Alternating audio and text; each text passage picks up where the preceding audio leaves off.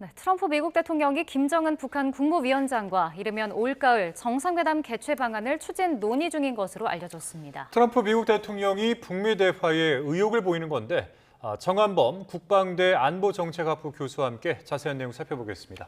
안녕하십니까, 교수님. 어서 오십시오. 안녕하세요.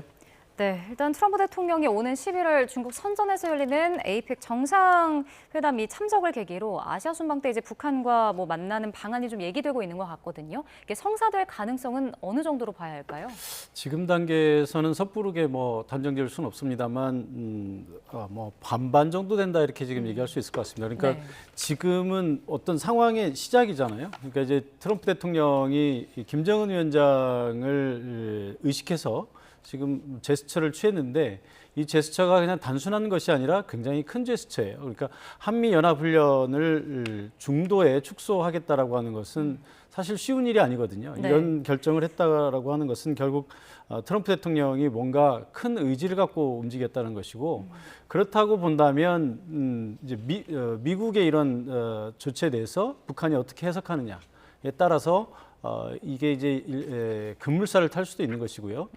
북한이 여기에 대해서 별로 크게 반응을 하지 않는다면 네. 사실 이제 차찬 속의 태풍으로 그칠 수도 있는 그런 상황이라고 볼 수 있을 것 같습니다. 근데 아직 사실 그 이란과의 종전 문제가 매듭짓지 못한 상황인데 트럼프 대통령이 이 시기에 왜 이 그러니까 북미 대화로 눈길을 돌리게 되는 걸까요? 지금 트럼프 대통령에게 가장 큰 도전은 지금 11월 중간선거 아니겠습니까? 그런데 이제 중간선거에 지금 뭔가 좀 도움이 돼야 되는데 이란 문제가 지금 트럼프 대통령의 발목을 아주 강하게 잡고 있어요. 네. 이 이란 문제에서 지금 헤어나오지를 못하고 있는데 사실 MOU라고 하는 아주 좀 우회적인 방법을 통해서라도 문제를 해결해 보려고 했는데 MOU 이후에도 이란 문제가 제대로 풀리지 않았거든요. 그러니까 이제 트럼프 대통령이 결국 이제 극단적인 방법을 써서 이란을 다시 재공습하고 아주 극단적인 언어들을 이제 사용을 했는데 그래도 지금 풀리지 않고 오히려 수렁에 빠지고 있는 중이잖아요.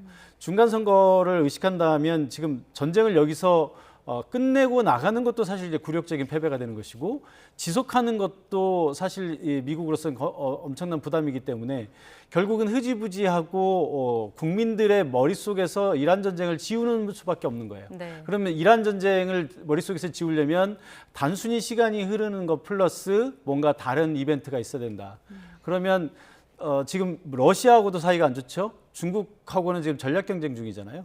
그러면 미국 국민들의 눈과 귀를 사로잡을 수 있는 빅 이벤트가 무엇이냐? 그러면 김정은 위원장과 만나는 것이다. 이런 해석도 가능하다고 할 수 있겠죠. 네, 일단 이제 트럼프 대통령이 한미 연합훈련 축소를 지시했는데 북한이 이에 대해서 특별한 평가는 없이 힘으로 대응하겠다 이런 입장을 밝혔습니다. 일단 서면이긴 했었는데 아무래도 당국자 명의는 아니니까 수위 조절을 했다고 봐야 되는 걸까요? 네, 명백히 수위 조절은 한 것 같습니다. 보통 정말 북한이 화가 나면 김여정 명의 이제 네. 담화를 발표를 하죠.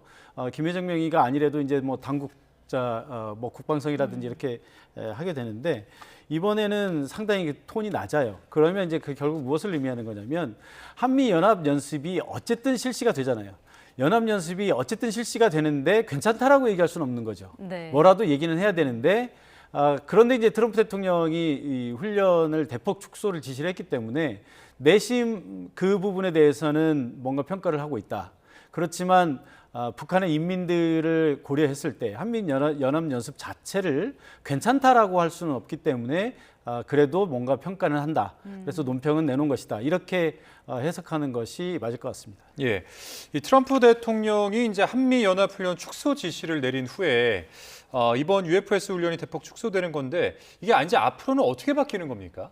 앞으로 어떻게 바뀐다라고 단정 지을 수는 없고요. 그러니까 이제 올해에 한해서만 놓고 본다면 우리가 이제 UFS 훈련이 이게 이제 처음에 외부의 공격을 가정을 해서 처음에 이제 방어 성격의 이제 훈련을 하게 되고요. 네. 방어 성격의 훈련이 끝나게 되면 반격, 그러니까 이제 그 부분만 떼놓고 보면 공격이라고 볼 수도 있겠죠. 그렇지만 어쨌든 이것은 우리가 침략 전쟁을 하는 것이 아니고 어디까지나 전쟁을 침략을 받았을 때 방어 이후의 반격, 상대방이 더 이상 공격하지 못하도록 하기 위한 근원적인 이제 문제 해결이라고 봐야 되겠죠. 이제 반격의 훈련이 있게 되는데 지금 상황으로 보면 이 반격 부분을 이제 삭제하는 것 같아요. 그러니까 그동안에도 북한이 계속해서 우리 이 훈련에 대해서 계속해서 한미연합 훈련에 대해서 문제를 제기했던 것이 이게 방어 훈련이 아니고 공격 훈련이다라는 예. 얘기를 계속해서 했었거든요. 그러니까 이제 처음에 방어 훈련은 어느 나라도 이제 다 하는 것이기 때문에 명분이 있는 것이고요. 이 뒤에 이제 반격 훈련 부분을 취소를 하게 되면 네. 북한에게 트럼프 대통령이 할 말이 생기는 거죠. 우리는 어디까지나 방어 훈련만 했을 뿐이고 공격의 의지가 없다는 것을 명확히 보여줬다. 내가 성의를 이만큼 보였다라고 하는 그런 명분을 얻을 수 있는 것이다. 이렇게 볼 수 있을 것 같습니다. 네. 근데 이제 이번에 훈련이 축소된 과정에 대해서도 이런저런 뭐 얘기가 나오는데 우리 외교부나 국방부가 사전에 인지하지 못했다라는 점이거든요. 동맹 패싱이다 이런 우려의 목소리도 나오는데 어떻게 보십니까? 글쎄요, 뭐 이것을 굳이 동맹 패싱이라는 관점에서 보면 그렇게 해석할 수도 있습니다만 트럼프 대통령의 스타일인 거죠. 뭐 이게 이번에 한국을 무시하고 일부러 한국에게 기분 나쁘게 하기 위해서 이렇게 해야 되겠다라고 한 의도적으로 한 건 아니고요. 네. 이건 뭐 오히려 지난번에 G7 회담이나 이런 것들을 보게 되면 트럼프 대통령이 이 유럽에 있는 강대국들, 우리가 알고 있는 아주 유명한 나라들, 뭐 영국이라든지 프랑스, 독일, 이탈리아, 뭐 심지어 일본 총리한테까지도 굉장히 험한 말들을 쏟아냈지만 이재명 대통령한테 그렇게 하지 않았잖아요. 트럼프 대통령이 만약에 우리에게 뭔가 기분 나쁜 일을 하고 싶었다면 이재명 대통령에게 더 심한 말을 했겠죠. 이제 그런 일들이 없었고 지금 이것은 어디까지나 트럼프 대통령이 김정은 위원장을 상대로 한 행위가 99%다. 이렇게 보시면 될 것 같고요. 그 와중에 당연히 이것을 트럼프 대통령 특유의 어떤 보여주기식 쇼맨십이 가미된 이런 행위가 되다 보니까 우리 정부와는 상의를 하지 않고 이렇게 하게 된 거고요. 이것은 뭐 또 어떻게 보면 네. 우리 정부에게만 사전에 협의를 안 한 것이 아니고 주한미군이나 미국의 정치 지도자들 그 누구에게도 상의하지 않았거든요. 그런 식으로 따지면 미국 정부 전체를 다 패싱했다 이렇게 해석할 수 있는 것이기 때문에 우리 정부를 패싱한 것이다라고 하는 것은 실제로 뭐 그렇게 되긴 했지만 그런 의도와 연계시켜서 해석하는 것은 과도한 것이다 이렇게 보여집니다. 예. 자, 뭐 앞서 저희가 이제 보도로 전해드리기도 했지만은 현재 그 중국의 왕이 부장이 방한을 해 있는 상황 아니겠습니까? 그러니까 이 시점에 이제 중위 왕이 외교부장과 이재명 대통령의 이 내일 접견에도 관심이 쏠리고 있는 그런 상황인데 사실 이제 북미 대화가 이루어진다고 하더라도 어느 정도 이제 중국의 역할은 있을 것으로 예상이 됩니다. 내일 어떤 사안으로 좀 이야기가 흘러갈 걸로 예상을 하세요?